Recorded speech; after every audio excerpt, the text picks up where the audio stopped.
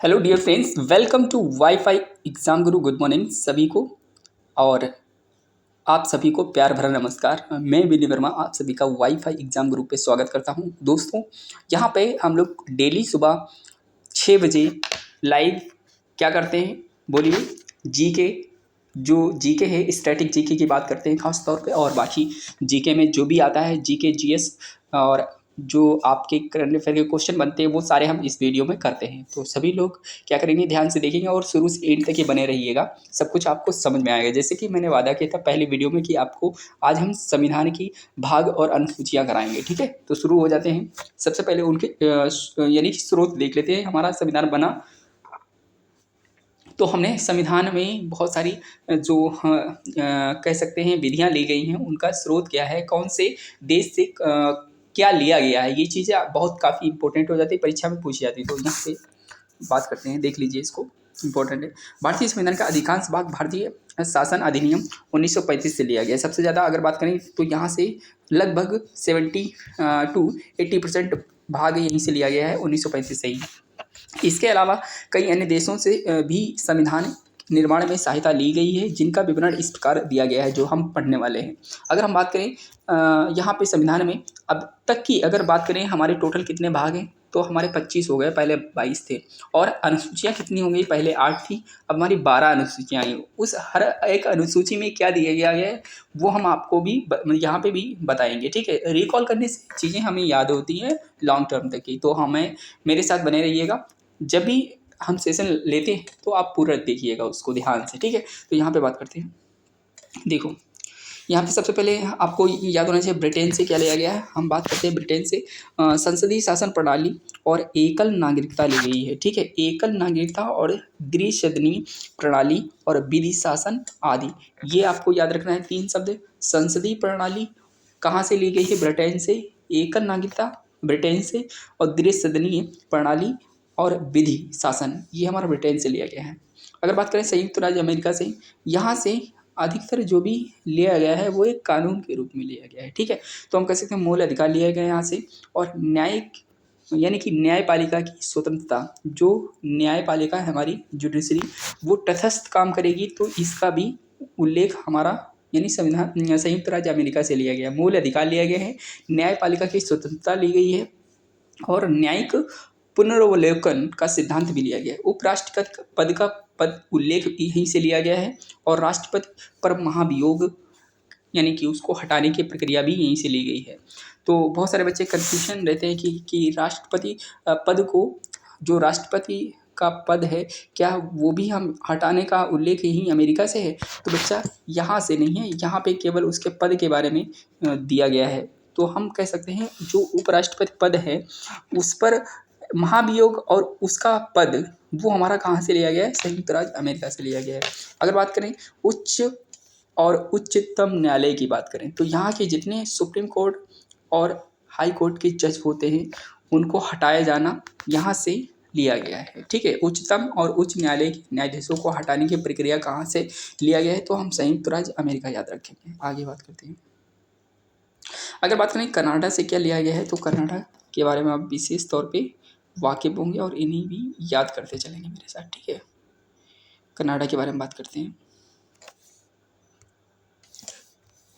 तो कनाडा से केंद्र द्वारा राज्यपाल की नियुक्ति यानी कि जो सुप्रीम कोर्ट है वो डिसाइड यानी कि केंद्र हमारा डिसाइड करेगा। यूनाइटेड टेरिटरीज के जो राज्यपाल होते हैं, केंद्र द्वारा राज्यपाल की नियुक्ति। और हम कह सकते हैं जब आपके राष्ट्रपति होते हैं वही हमारे किसकी गवर्नर की, राज्यों में जितने भी राज्यपाल होते हैं उनकी नियुक्ति करने का उल्लेख कहाँ से? कनाडा से लिया गया है। क्योंकि DPSP आपने नाम सुना होगा एक तरीके से। तो हम केंद्र राज्य द्वारा राज्यपाल की नियुक्ति यहीं से लिया गया है और संघात्मक व्यवस्था भी यहीं से लिया गया है। अगर बात करें जो अवशिष्ट शक्तियों का केंद्र में निहित होना, जो किस लिया गया है, कहाँ से? कनाडा से लिया गया है। अगर बात करें आयरलैंड से, तो आयरलैंड से नीति निर्देशक सिद्धांत और राष्ट्रपति की निर्वाचन पद्धति भी यहीं से ली गई है। ये याद रखना है। राष्ट्रपति का निर्वाचन बहुत सारे बच्चे अमेरिका लगा देते हैं, तो बल्कि नहीं, आयरलैंड है। ठीक है, नीति निर्देशक सिद्धांत आप जानते हैं किस में दिया गया है? भाग 4 में दिया गया है। वो भाग 4 में दिया गया है, तो आयरलैंड से लिया गया है, आपको याद रखना है। राष्ट्रपति का निर्वाचन की जो पद्धति होती है, सिस्टम होता है, वो आप आयरलैंड से लगाएंगे। कैसी होती है? तो एकल संक्रमणीय मत होता है, अप्रत्यक्ष रूप से ये राष्ट्रपति की नियुक्ति होती है। ठीक है, अब कह सकते हैं राष्ट्रपति द्वारा राज्यसभा में मनोनीत सदस्य कितने होंगे? 12 सदस्य मनोनीत किए जाते थे राज्यसभा में, लोकसभा में 2। तो वो अब ये कहाँ से लिया गया था? तो हम कह सकते हैं राष्ट्रपति द्वारा राज्यसभा में मनोनीत सदस्य का उल्लेख भी आयरलैंड से लिया गया है। अब बात करते हैं हम लोग ऑस्ट्रेलिया की। तो ऑस्ट्रेलिया है, इसमें बात करें संसद के दोनों सदनों की संयुक्त बैठक कहाँ से पद लिया गया है? तो हम कह सकते हैं ऑस्ट्रेलिया से लिया गया है। अगर बात करें उद्देशिका की भाषा कहाँ से ली गई? ऑस्ट्रेलिया से ली गई है। और सम्मति सूची की व्यवस्था तथा व्यापार, वाणिज्यिक और समागम की स्वतंत्रता कहाँ से ली गई? तो ऑस्ट्रेलिया से ली गई है। यानी कि हम अगर बात करें संसद के दोनों सदनों की संयुक्त बैठक, ठीक है, यानी लोकसभा और राज्यसभा की जब बैठक हुई थी, संयुक्त अधिवेशन आप जानते होंगे, तो अनुच्छेद 108 में है, तो वहाँ पे उल्लेख 108 में है। और ये जो लिया गया है, कहाँ से लिया गया? ऑस्ट्रेलिया से लिया गया है। ठीक है, उद्देश्य की भाषा भी यहीं से ली गई है। सम्मति सूची की व्यवस्था तथा व्यापार, वाणिज्यिक और समागम की स्वतंत्रता यहीं से ली गई है। आप इतना रखेंगे सम्मति सूची कहाँ से ली गई है? तो वो आयरलैंड से ली गई है। ठीक है, आपने नाम तो सुना ही होगा, संघ सूची होती है, राज्य सूची होती है, समवर्ती सूची होती है। समवर्ती सूची वो होती है जिसमें राज्य और केंद्र दोनों अपना कानून बना सकते हैं, लेकिन शर्त यह है कि केंद्र का ही मान्य होगा कानून, अगर कभी घपला या कुछ होता है। अब बात करते हैं जर्मनी से क्या लिया गया है। तो जर्मनी से आपको याद होना चाहिए, जर्मनी के आपातकालीन द्वारा मूल अधिकारों का स्थगन जर्मनी से लिया गया है। सोवियत संघ की बात करें तो सोवियत संघ से मूल कर्तव्य और न्याय, सामाजिक और आर्थिक और राजनीतिक के आदर्श लिए गए हैं। यानी कि सामाजिक कह सकते हो और आर्थिक कह सकते हो और राजनीतिक कह सकते हो। यानी कि सामाजिक और आर्थिक और राजनीतिक ये कहाँ से लिया गया है? तो आप याद रखेंगे सोवियत संघ से लिया गया है। यानी मूल कर्तव्य हमारे क्या है? हमारे फंडामेंटल ड्यूटीज़ क्या है? एक होते हैं फंडामेंटल राइट, एक होते हैं फंडामेंटल ड्यूटीज़। तो सोवियत यानी मूल कर्तव्य का जो उल्लेख है 4 का में दिया गया है। ठीक है, भाग किसमें? 4 का में दिया गया है संविधान के। लेकिन मूल कर्तव्य जो होते हैं, हमारा कर्तव्य बनता है कि हम जो भी हमारे मतलब वन है या रोडें हैं या हमारे सरकारी चीज़ें हैं, उनको हम लोग सुरक्षित रखें। और भी चीज़ें, हमारी नैतिकता क्या है, वो मूल कर्तव्य कितने हैं आपको बताना है कमेंट में। तो हमारे 11 हैं। ठीक है, याद रखना है, वो भी हम करवा देंगे। तो आगे बात करते हैं न्याय हमें कैसा होना चाहिए। न्याय पब्लिक को कैसा मिलना चाहिए? सामाजिक भी मिलना चाहिए, आर्थिक भी मिलना चाहिए और उसको राजनीतिक में भी मिलना चाहिए। तो ये कहाँ से? सोवियत संघ से लिया गया है। आगे बात करते हैं।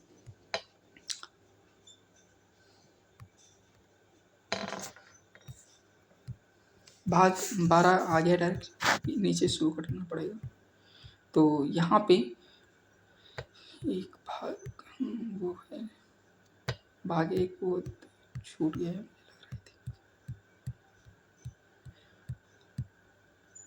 वो फाइल जो है गलत लग गई है यार, कोई बात नहीं, देखते हैं।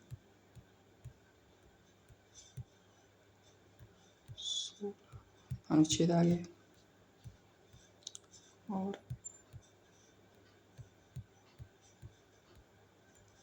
अनुसूची दोस्त, फाइल जो है गलत थोड़ा आ गई है, लेकिन हाँ चलो 25 भाग हैं, उनमें से जो भी इसमें गिवन है वो मैं करा देता हूँ, फिर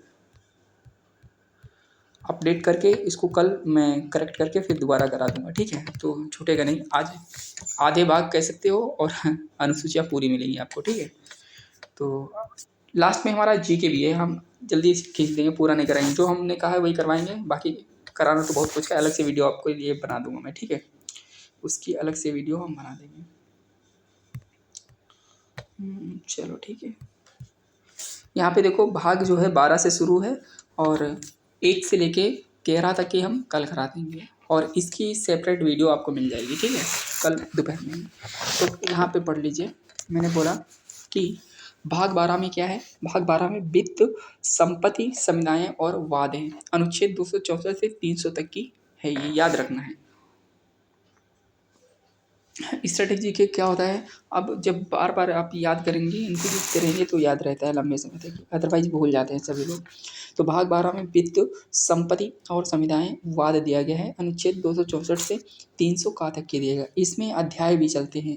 पहले हम लोग पढ़ते थे तो या नहीं, तो उसमें अध्याय के बारे में जिक्र नहीं ज़्यादा करते थे और पेपर में नहीं, परीक्षा में पूछा जाता, लेकिन अब अध्याय से भी पूछा जा रहा है पेपर में। तो इसी वजह से ये इंक्लूडेड है, बहुत अच्छा है मटेरियल, ये समझो कंटेंट नंबर 1 है।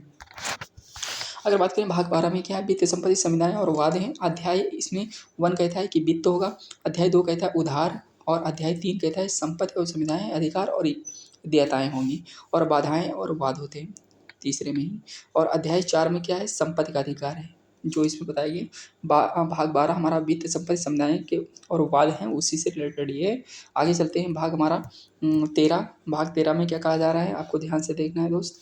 यहाँ पे भाग 13 में भारत के राज्य क्षेत्र के भीतर व्यापार, वाणिज्य और समागम बताया गया। यानी कि पहले भाग 12 में तो उन्होंने बोला कि आप किसके बारे में बात करेंगे, वित्त, संपत्ति, संविदाएं के बारे में बात करेंगे। नहीं, वित्त, संपत्ति, जितने भी हमारे वित्त होंगे, वित्त से रिलेटेड और संपत्ति से रिलेटेड, वो भाग 12 में आएगा। लेकिन 13 में बोला कि भाग भारत के राज्य क्षेत्र के भीतर व्यापार कहाँ तक और कैसे किया जा सकता है उसके बारे में उल्लेख है। भारत के राज्य क्षेत्र के भीतर व्यापार यानी कि आप कैसे करेंगे, और उसका वाणिज्य और समागम कैसे करेंगे, भाग 13 में दिया गया है।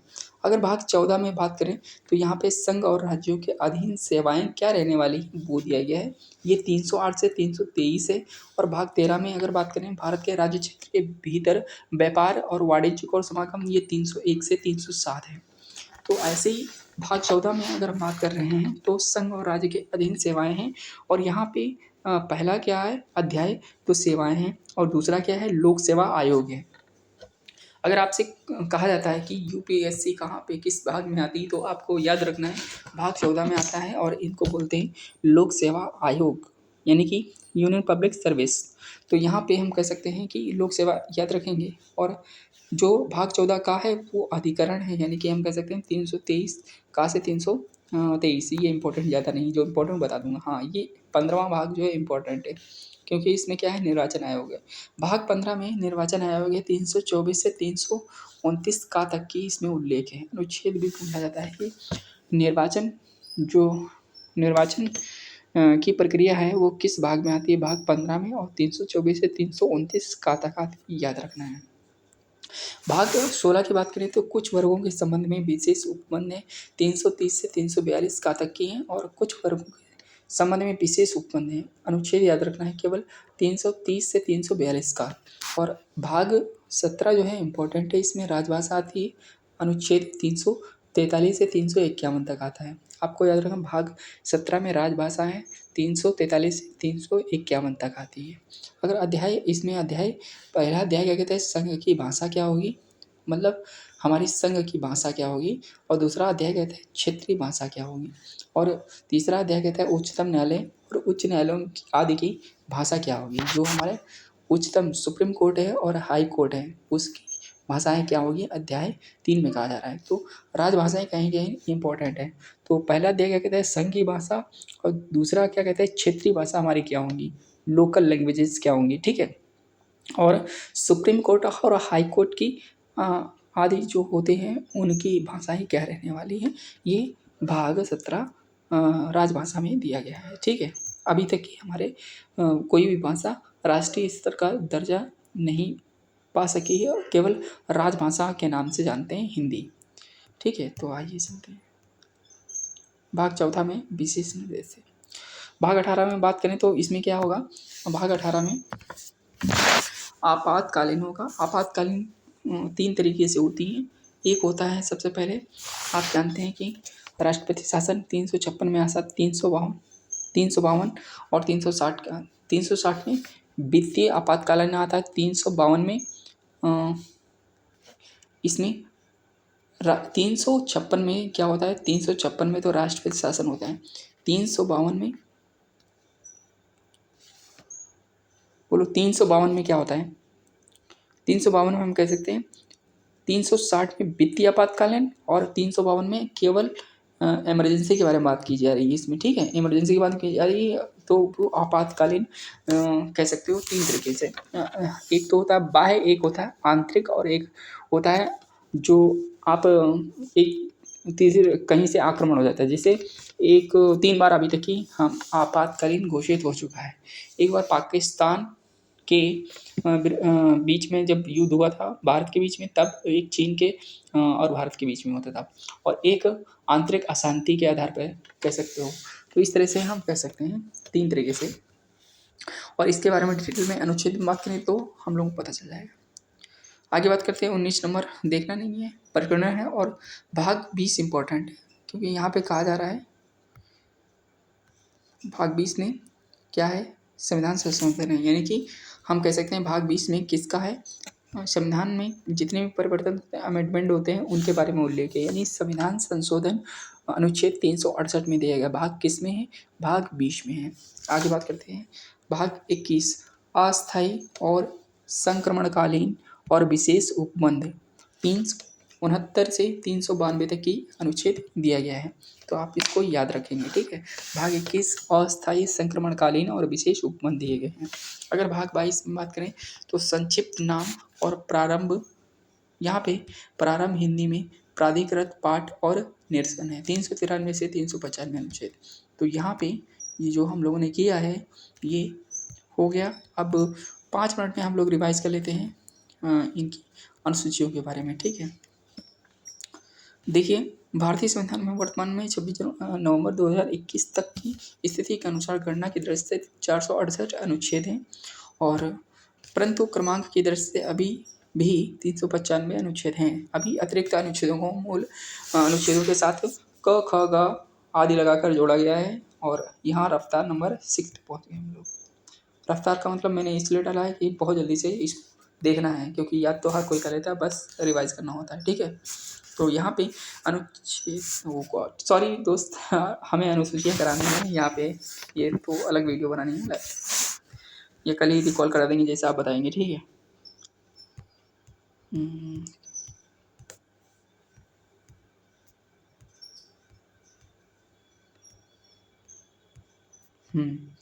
ये अनुसूचियाँ आ गई हैं। इसमें हम लोग पहले हमारी अनुसूचियाँ कितनी थी, 8 थी, अब कितनी हो गई हैं अनुसूचियाँ, 12 हो गई हैं, ठीक है। भारत के संविधान की अगर बात करें तो भारत के संविधान में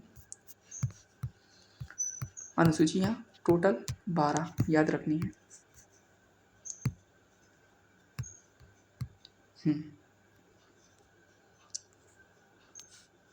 ठीक है, तो यहाँ पे हम बात करते हैं मूलतः भारतीय संविधान के अनुसूचियों की संख्या पहले 8 थी मूलतः, यानी कि हम बात करते हैं जब संविधान बनकर तैयार हो गया था। और वर्तमान में कितनी है, 12 अनुसूचियाँ आपको याद रखनी है। पहला हमारा जो अनुसूची कहती है कि राज्य संघ राज्य क्षेत्र होंगे। दूसरी अनुसूची कहती है जितने भी पद होते हैं उनके बारे में उनका वेतन कितना होगा वो उसका उल्लेख किया जाता है, ठीक है। अब यहाँ पे एक चीज़ याद रखनी है आपको, दूसरी अनुसूची में कहा जाता है राष्ट्रपति और अन्य उच्च पदाधिकारी जितने होते हैं उनका वेतन कितना रहने वाला है, तो दूसरी अनुसूची में बात की जा रही है। अगर बात की तीसरी अनुसूची में शपथ और प्रतिज्ञा, शपथ में 3 लेटर हैं तो तीसरे में क्या आएगा, शपथ आएगी, और पहले में क्या है राज्य और संघ आते हैं, दूसरे में क्या आता है राष्ट्रपति और अन्य जो उच्च अधिकारी होते हैं उनका वेतन कितना होगा, ठीक है। वेतन और भत्ते की बात की जाती है, वेतन और भत्ते की बात की जाती है। तीसरे में शपथ की बात होती है। चौथे में राज्यसभा में जो सीटें होती हैं उनका आवंटन कैसे होगा, और सीटों का उल्लेख दिया गया है चौथी अनुसूची में। पांचवी अनुसूची में कहा जाता है कि अनुसूचित क्षेत्रों और अनुसूचित जनजाति क्षेत्र जातियों के प्रशासन नियंत्रण के बारे में ये विशेष उपबंध है। पांचवी अनुसूची जो जितने SC हैं और ST हैं उनके लिए जातियों के प्रशासन और नियंत्रण के बारे में विशेष उल्लेख दिया गया है, ठीक है। और यहाँ पे छठी अनुसूची में बात करें तो यहाँ पे असम, मेघालय, त्रिपुरा, मिजोरम राज्यों के जनजातीय क्षेत्रों के प्रशासन के संबंध में उपबंध है, ठीक है। तो यहाँ पे पाँचवीं में क्या था, अनुसूचित क्षेत्र और अनुसूचित जनजातियाँ होती हैं उनके प्रशासन के लिए नियंत्रण के बारे में विशेष उपबंध दिए गए थे, लेकिन यहाँ पे A, T, M और M 2 बार, एटीएम और एम एक और बार। तो इसको याद रखेंगे। यहाँ पे असम, त्रिपुरा, मिजोरम, मेघालय इसमें विशेष उपवन दिए गए हैं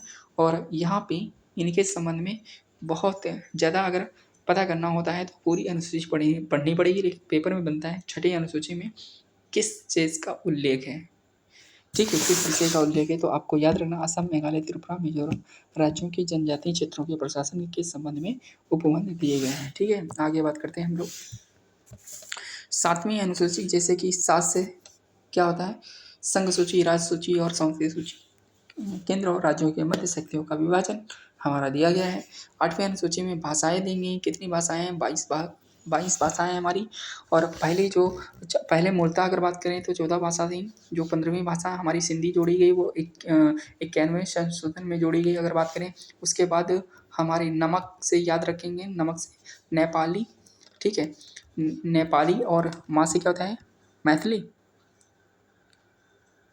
मणिपुरी है ना, मणिपुरी, कोंकणी, नेपाली, मणिपुरी, कोंकणी ये जोड़ी गई। और जो हमारा 92वें संविधान संशोधन हुआ वहाँ पे कितनी कौन सी जोड़ी गई, BDMS, ठीक है, 4 भाषाएं जोड़ी गई थी। BD में फिर से पहले हमारी सिंधी जोड़ी गई, ठीक है, 15वीं भाषा हो गई।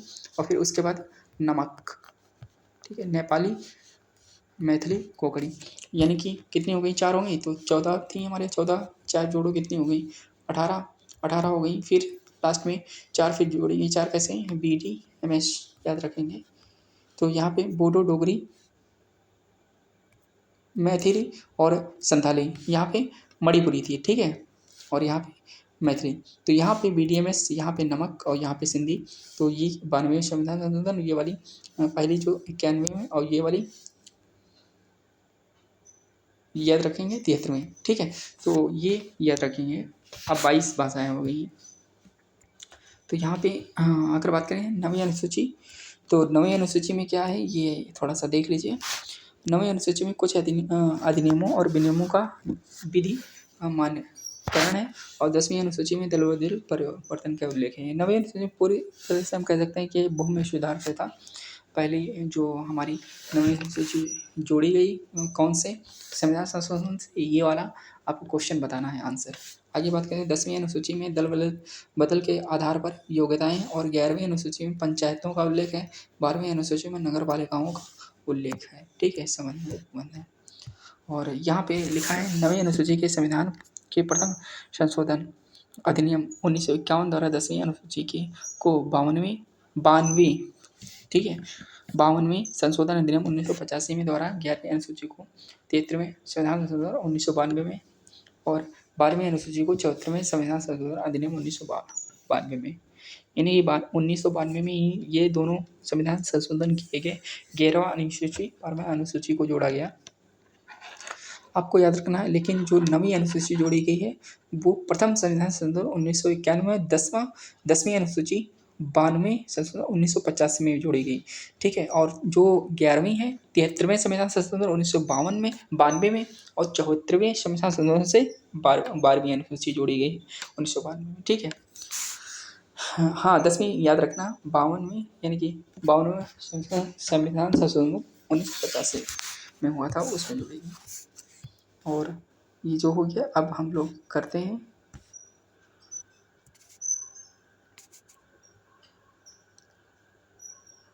आइए करंट अफेयर शुरू करते हैं। करंट अफेयर में क्या है आपको थोड़ा सा यहाँ पे देख लेना है, याद कर लेना है, ठीक है। करंट अफेयर शुरू करने जा रहे हैं। भारत और विश्व में प्रथम कौन है था, ये याद रखना है, ठीक है। किसका स्थान है भारत में पहला, ठीक है। पहले जो चीज़ें होती हैं वो इम्पोर्टेंट होती हैं। अगर बात करें ये पूरा का पूरा, हम यहाँ पे आपको एक ही बार में दिखा देते हैं, एक बार में तो नहीं पाएगा, हाँ, लेकिन ये हो जाएगा जितना भी इम्पोर्टेंट है। मैंने बोला यहाँ पे लखनऊ की बात हो रही है, लखनऊ में क्या क्या चीज़ें पहली हो रही हैं, ठीक है। यूपी का पहला फिश म्यूजियम लखनऊ में बनाया गया। देश का प्रथम AICT लखनऊ में बनाया गया। देश का प्रथम दिव्यांग स्टेडियम लखनऊ में बनाया गया। लखनऊ में एक खाना स्टेडियम भी है, याद रखना, ठीक है। और ब्रह्मोस निर्माण केंद्र लखनऊ में बनाया गया। प्रथम पैरा बैडमिंटन अकादमी लखनऊ में बनाई गई। प्रथम नाइट सफारी तो जानते होंगे यहाँ पे कोकरेल के पास में, बासठ नगर के आगे, ठीक है, लखनऊ में ही है। और जैव विविधता पार्क यही लखनऊ में बनाया गया है। नाइट सफारी और जैव विविधता पार्क, और यहाँ पे जैव विविधता पार्क जो है बनाया गया, और जैव विविधता हम लोग 22 मई को सेलिब्रेट करते हैं, दिवस जो होता है, ठीक है। आगे बात करते हैं यहाँ पे। हाँ हाँ, सुभाष चंद्र बोस की शूटिंग रेंज यहीं पर है, ठीक है। आगे ये इम्पोर्टेंट है, यहाँ पे आपको देखना है।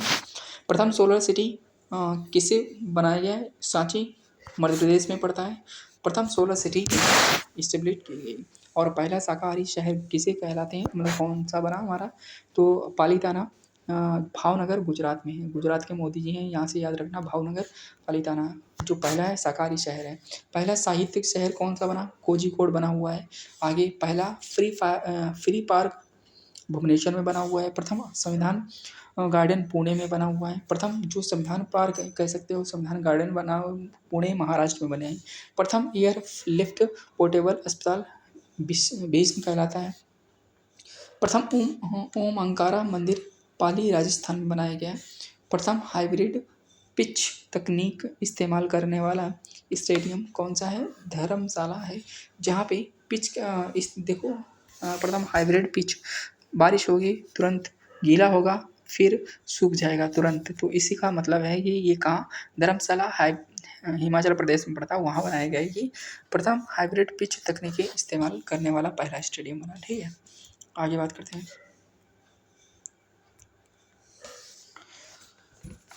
प्रथम महिला औद्योगिक पार्क कहाँ पे बनाया गया? तो हैदराबाद याद रखना है। लक्षद्वीप में शाखा खोलने वाला प्रथम प्राइवेट बैंक कौन सा है? तो लक्षद्वीप में प्रथम शाखा खोलने वाला प्रथम प्राइवेट बैंक जो है HDFC है। प्रथम डॉग पार्क कहाँ पर है? जो प्रथम डॉग पार्क है वो हैदराबाद में है, ठीक है। आगे प्रथम pollinator park Haldwani UK Uttarakhand में है, ठीक है, याद रखना है। प्रथम pollinator park Haldwani UK Uttarakhand में।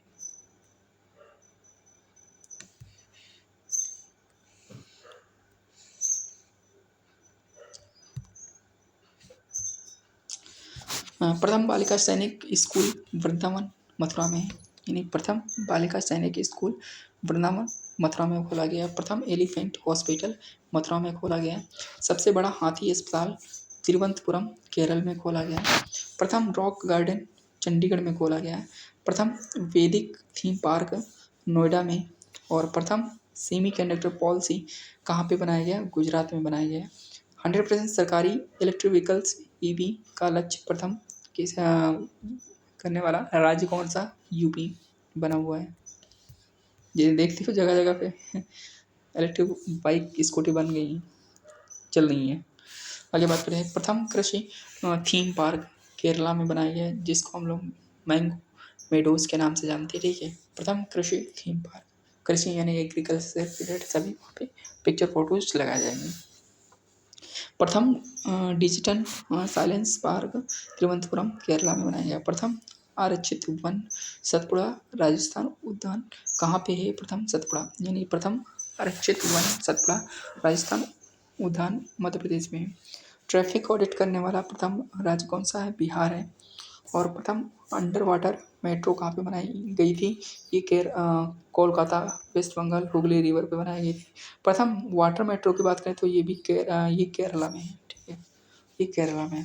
प्रथम डायवर्लेस मेट्रो कहाँ पे चलाई गई? तो यहाँ पे बैंगलोर में चलाई गई। बैंगलोर को हम लोग भारत का बगीचा, सिलिकॉन घाटी और स्पेस सिटी भी बोलते हैं।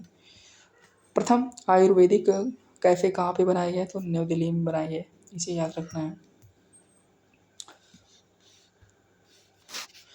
अनाथ बच्चों के लिए योजना बनाने वाला प्रथम राज्य कौन सा है? हिमाचल प्रदेश है, उड़ीसा।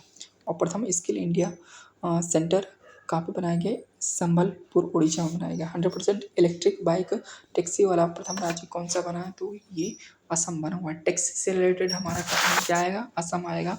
और व्हीकल्स से रिलेटेड यूपी आएगा।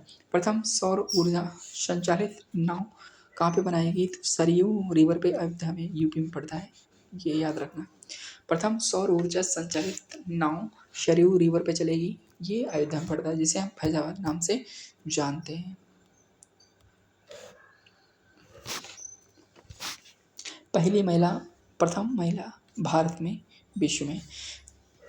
यहाँ पे तेजस उड़ाने वाली, पायलट चलाने वाली महिला आपको याद रखना मोहना सिंह।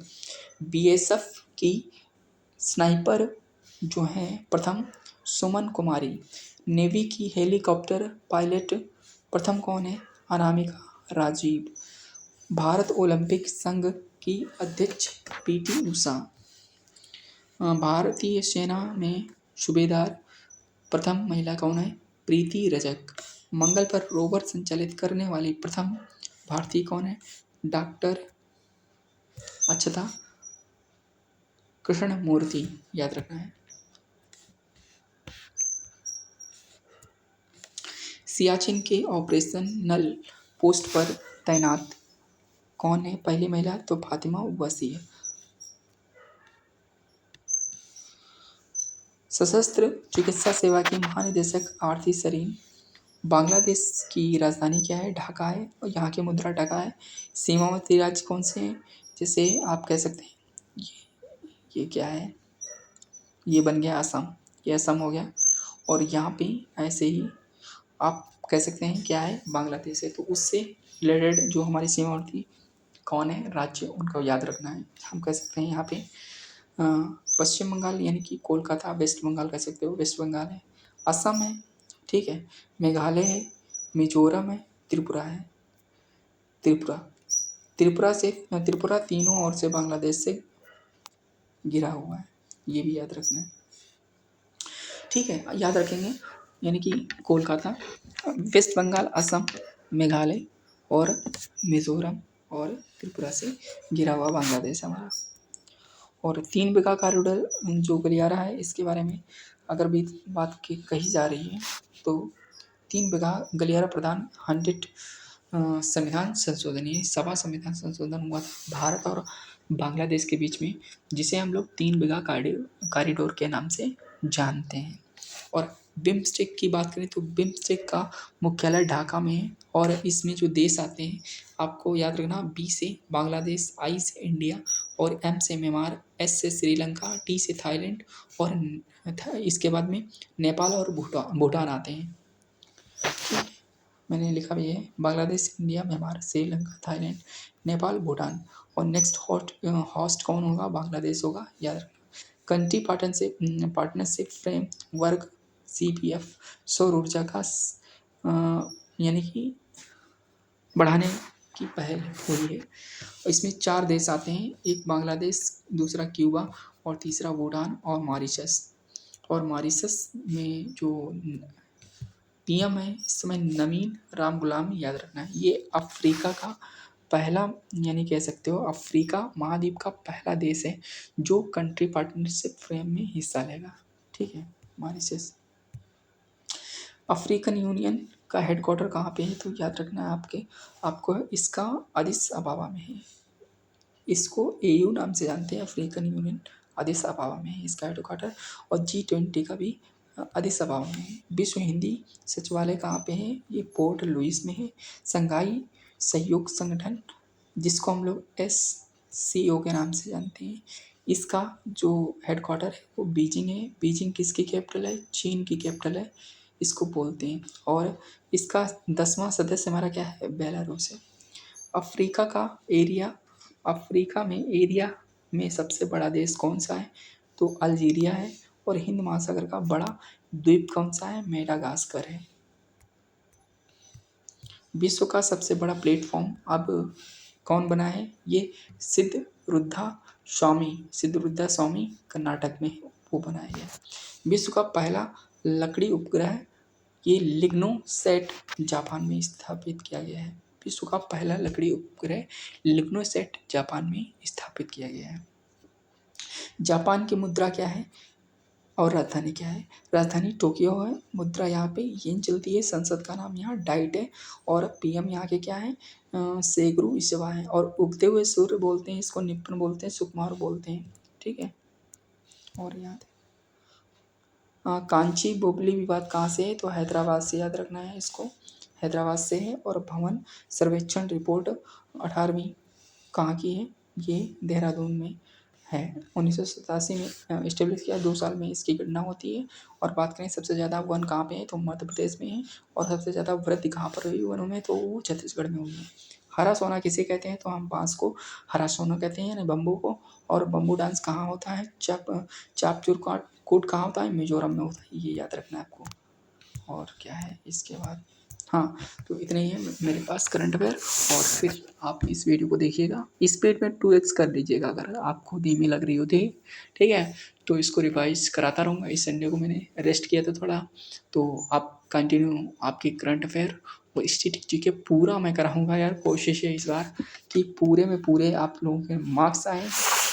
जैसा कि प्री हमारा होता है एनटीपीसी 35 नंबर का और मेंस होता है 40 नंबर का। तो इसमें खेल है भाई, इस खेल को खेल बनाना है, समझ रहे हो, इस खेल को खेल बनाना है। चाहे जितनी मेहनत लगे हमसे और आपसे, इसको करके दिखाना है। और बात रही यार उसकी, हाँ, रीजनिंग की दोस्त और मैथ की, तो इसमें 30, इसमें 30, इसमें मान के चलो 30 में 30 ही ला दोगे भाई यार।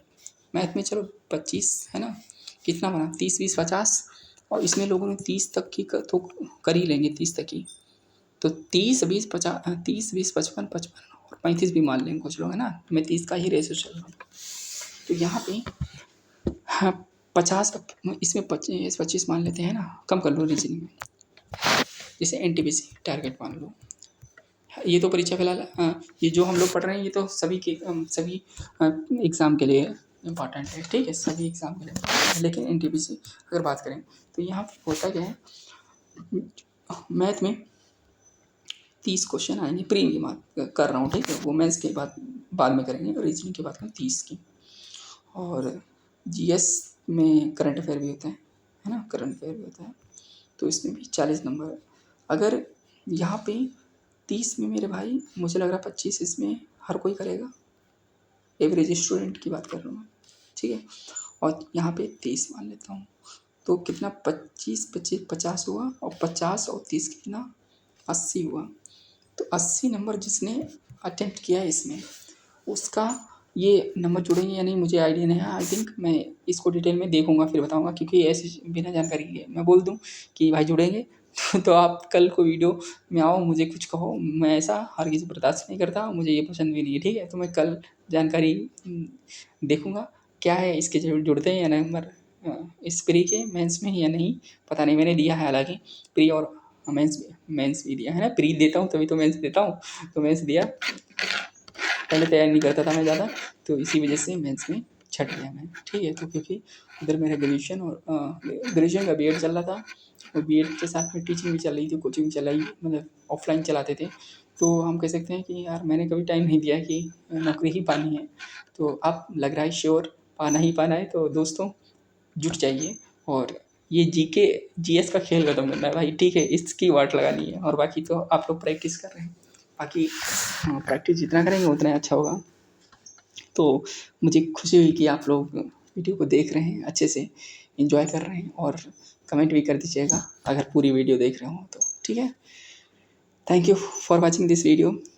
मान के टारगेट चलो यार 90 तो आ ही जाए, इस बार 90 आ गए ना तो फिर जो पढ़े रहेंगे ना वही हमारा मेंस में आता है, उसमें कोई दिक्कत नहीं है, थोड़ा एडवांस लेवल आता है, हाई लेवल हो जाता है, बस इतनी ही। तो कैसा लगा वीडियो बताइएगा कमेंट करके, और डेली करने के लिए क्लास भी आप देखो लेंगे डेली क्लास, तो हम डेली करवाएंगे।